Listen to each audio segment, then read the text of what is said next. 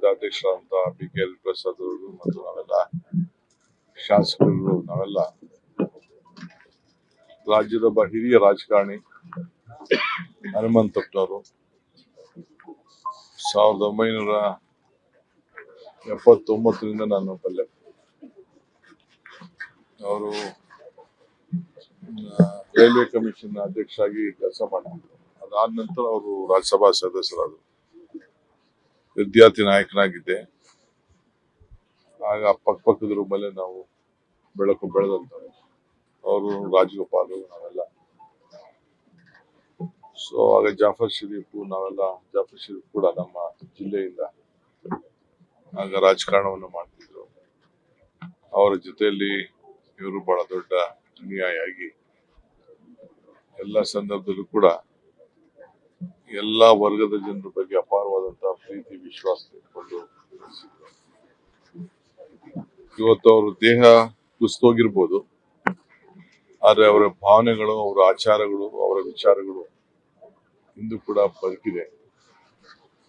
So Congress ಪಕ್ಷದ ಸಂಸದೀಯ ಪಕ್ಷದ ಕಾರ್ಯದರ್ಶಿಯಾಗಿ ಕೂಡ ಅವರು ಸೇವೆಯನ್ನ ಮಾಡಿದ್ದಾರೆ. ರಾಷ್ಟ್ರ ಮಟ್ಟದಲ್ಲಿ ಇಂದಿರಾ ಗಾಂಧಿ ಅವರಿಗೆ, ರಾಜೀವ್ ಗಾಂಧಿ ಅವರಿಗೆ, ಸೋನಿಯಾ ಗಾಂಧಿ ಅವರಿಗೆ 3 ಜನಕ್ಕೂ ಕೂಡ ವಿವಿಧ ಹಂತದಲ್ಲಿ ಅವರು ಮಾರ್ಗದರ್ಶನ ಕೊಟ್ಟು ಸಂಸತ್ನಲ್ಲಿ 3 ಬಾರಿ ಸತತವಾಗಿ ಲೋಕಸಭೆಯಲ್ಲಿ ಆಯ್ಕೆಯಾಗಿ ಸೇವೆಯನ್ನ ಮಾಡಿದಂಥವ್ರು. ಇಲ್ಲೂ ಕೂಡ ಚಿತ್ರದುರ್ಗದ ಅನೇಕ ಯೋಜನೆಗಳಿಗೆ, ಕೃಷಿ ಯೋಜನೆಗಳಿಗೆ, ನೀರಾವರಿ ಯೋಜನೆಗಳಿಗೆ ಬಹಳ ದೊಡ್ಡ ಹೋರಾಟವನ್ನ ಕಟ್ಕೊಂಡು ಬಂದು ಅನೇಕ ಸಂಸದೀಯ ವ್ಯವಸ್ಥೆಯಲ್ಲಿ ಬೇಕಾದಷ್ಟು ಬದಲಾವಣೆ ತಂದಂತ ಸಂದರ್ಭದಲ್ಲಿ ಬಹಳ ಮುನ್ಸೂಚನೆಯಲ್ಲಿ ಅವರು ಸಲಹೆಯನ್ನು ಕೊಟ್ಕೊಂಡು ಬರ್ತಾ ಇದ್ರು. ಸೊ ನಮ್ಮ ಆತ್ಮೀಯ ಒಬ್ಬ ನಾಯಕರವರು ಇವತ್ತು ಇಲ್ಲ. ಇವತ್ತು ನಾವೆಲ್ಲ ಅವರಿಗೆ ಗೌರವನ ಸಲ್ಲಿಸಬೇಕು ಅಂತ ಬಂದಿದ್ದೇವೆ. ಬಹಳ ಸರಳ ಜೀವನವನ್ನ ಮತ್ತು ನಿಜಲಿಂಗಪ್ಪನವರ ಇದನ್ನ ಇಲ್ಲಿ ಶಾಶ್ವತವಾಗಿ ಉಳಿಸ್ಬೇಕು ಅಂತೇಳಿ ನಮ್ಗೆಲ್ಲ ಅನೇಕ ಸಂದರ್ಭದಲ್ಲಿ ಸಲಹೆಯನ್ನ ಕೊಟ್ಟಂತವ್ರು ಕೂಡ ನಮ್ಮ ಹನುಮಂತಪ್ಪನವರು.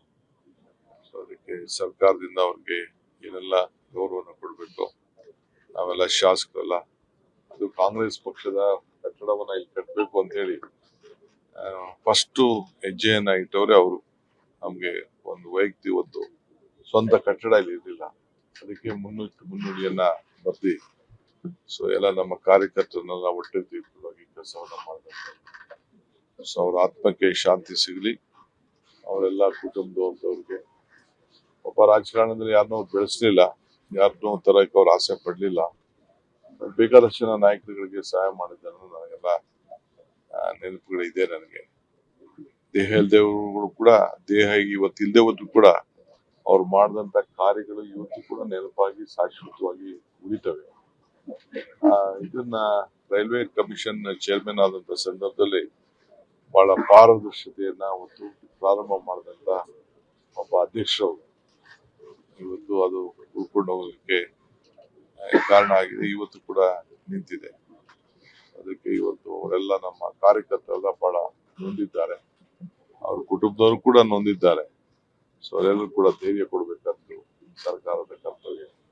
ಈ ನಿಟ್ಟಿನಲ್ಲಿ ನಾವೆಲ್ಲ ಅವರ ಆತ್ಮಕ್ಕೆ ಶಾಂತಿ ಸಿಗಲಿ ಅಂತ ಹೇಳಿ ಜಿಲ್ಲೆಗೆ ನೀರಾವರಿ ನಾನು ಒಂದೇ ಅಲ್ಲ, ಅನೇಕ ನೀರಾವರಿ ಯೋಜನೆಗಳಿಗೆ ಯಾವಾಗಲೂ ಕೂಡ ಬೆಂಬಲವಾಗಿ ನಿಂತ್ಕೊಂಡು ಸಂಸತ್ತಲ್ಲೂ ಧ್ವನಿಯನ್ನು ಎತ್ತಿದ್ದಾರೆ, ಸರ್ಕಾರದಲ್ಲೂ ಧ್ವನಿಯನ್ನು ಎತ್ತಿದ್ದಾರೆ. ಅವರು ಎಲ್ಲರನ್ನೂ ಕೂಡ ಜಿಲ್ಲೆಯಲ್ಲಿ ಒಟ್ಟೆ ತೆಗೆದುಕೊಂಡು ಹೋಗುವಂತ ಕೆಲಸವನ್ನು ನಾವು ಮಾಡಿದ್ದಾರೆ. ಚಿತ್ರದುರ್ಗ ಸೇರಿದಂತೆ ರಾಜ್ಯದಾಗ ಹಲವೆಡೆ ಬರ ತಾಂಡವ ಬರ್ತಿದೆ ಸರ್. ಮಳೆ ಆಗ್ತಿಲ್ಲ ಅಂತ ರೈತರು ಹೋರಾಟ ಬರ್ತಾ ಇದೆಪ್ಪ. ಇವತ್ತು ಉಪಮುಖ್ಯಮಂತ್ರಿಗಳ ಹತ್ರ ನಾನು ಮಾತಾಡ್ತೀನಿ. ನಾವು ಬೆಂಗಳೂರು ಡಿವಿಷನ್ ಮೀಟಿಂಗ್ ನ ಮಾಡಬೇಕು ಅನ್ನೋದಿದೆ. ಇವತ್ತು ನಾನು ಡೆಪ್ಯೂಟಿ CM ಹತ್ರ ಮಾತಾಡಿ ಎಲ್ಲದನ್ನು ಮಾಡಬೇಕು ಅಂತ ಹೇಳಿ ನಾನು